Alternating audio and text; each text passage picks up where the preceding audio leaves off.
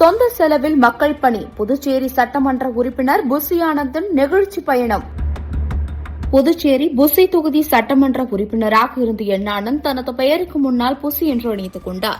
முதலாக எம்எல்ஏவாக இருந்ததால் தனது தொகுதி பெயரை இணைத்துக் கொண்டார். இதற்கு முன்பு புதுச்சேரி முன்னேற்ற காங்கிரஸ் கட்சியை சேர்ந்த இவர் வெறும் அரசியல் பணிகளோடு நின்றுவிடாமல் நேரடியாக துப்புரவு பணிகளும் செய்து வந்தார். அரசாங்கத்தின் துப்புரவு பணிகள் தேவையடைந்த நிலையில் கடந்த 9 ஆண்டுகளுக்கு முன்பே தனது சொந்த முயற்சியால் குப்பை சேகரிக்கும் அமைப்பை இவர் தொடங்கினார். மாதந்தோறும் 75,000 ரூபாய் முதல் 85,000 ரூபாய் வரை தனது சொந்த பணத்தை செலவழித்து அவரது தொகுதியை தூய்மையாக வைத்துக் கொண்டார். ஒரு டிரை சைக்கிள் மற்றும் 2 ஊழியர்களுடன் தொடங்கப்பட்ட இவரது பணி இன்று 14 ஊழியர்கள் மற்றும் 4 டிரை சைக்கிளுடன் பிரம்மாண்டமாக வளர்ந்துள்ளது. வெள்ளை சட்டை வெள்ளை வேட்டியுடன் களமிறங்கும் இவர் தானே முதுகில் கொசு மருந்து தெளிக்கும் இயந்திரத்தை சுமந்து வீதி வீதியாக தெளித்தார்.